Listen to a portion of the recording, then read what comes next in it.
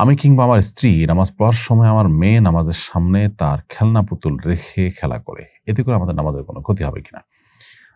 প্রথম কথা হলো, পুতুল যদি হাত, কান, চোখ, মুখ সবকিছু একেবারে পরিষ্কার থাকে, তো এই পুতুল বাসাবাড়িতে রেখে বাচ্চাদের খেলাধুলার জন্য দেওয়া, এটা অনেক ওলামা ইকরাম নিষেধ করেছেন।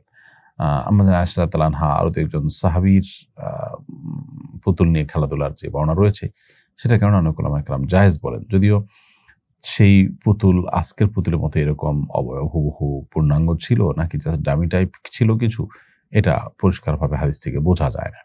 তো এইজন্য এ ধরনের পুতুল এভয়েড করতে পারলে ভালো। আর যদি না যায় একান্ত বা আগে থেকে থাকে বা কেউ এটাকে জায়েজ মনে করেন, সে মতটাকে তিনি অনুসরণ করেন, তাহলে সেক্ষেত্রে নামাজের সময় বাচ্চার এটা নিয়ে নাড়াচাড়া বা খেলাধুলা করাতে আমাদের নামাজের কোনো ক্ষতি হবে না। তবে নামাজের সামনে কারোর মুভমেন্ট, উঠা বসা, চলাফেরা, এটা যদি আমাদের নামাজের মনোযোগকে নষ্ট করে বা মনোযোগকে অন্যদিকে নিয়ে যায়, সেজন্য যথাসম্ভব এরকম পরিস্থিতি এড়ানো গেলে সেটা ভালো।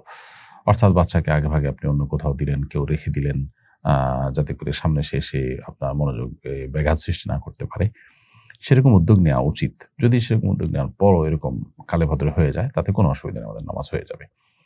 জীবিকার প্রয়োজনে মুসলমান শ্রমিকরা যদি মন্দির নির্মাণ করে, এতে মুসলমান শ্রমিকদের গুনাহ হবে কিনা?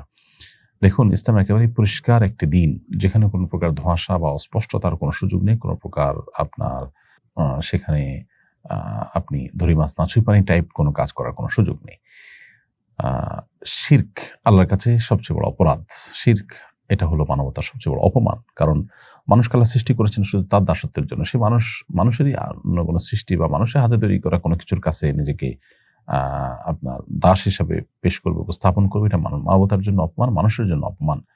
সো এই কাজ একজন মানুষ করবেন না, একজন ঈমানদার করবেন না, একজন মুসলমান করবেন না। এটা হলো মূল বিষয়।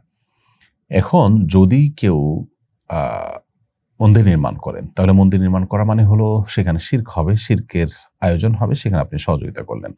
তো আপনি যেটাকে অন্যায় মনে করছেন, শিরক মনে করছেন, অপরাধ মনে করছেন, আবার সেটার সহযোগী আপনি হচ্ছেন। এটা আপনার বিশ্বাসের সাথে পরিপন্থী কাজ, যেটা এক ধরনের আত্মপ্রতারণার শামিল বলা যেতে পারে।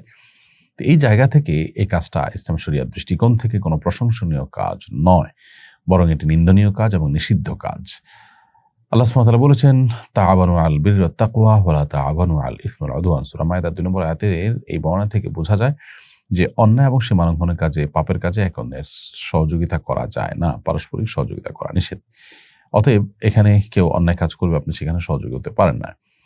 এই অর্থে এরকম শুধু এই কাজ শুধু এখানেই নয়, বরং অন্য যত কাজে আপনি কোনো রকম মন্দ বা হারাম কাজের সম্ভাবনা আছে, আশঙ্কা আছে, সেরকম কাজে আপনার সহযোগীর ভূমিকা যাওয়া সম্পূর্ণ নাজায়েজ এবং গুনাহের কথা।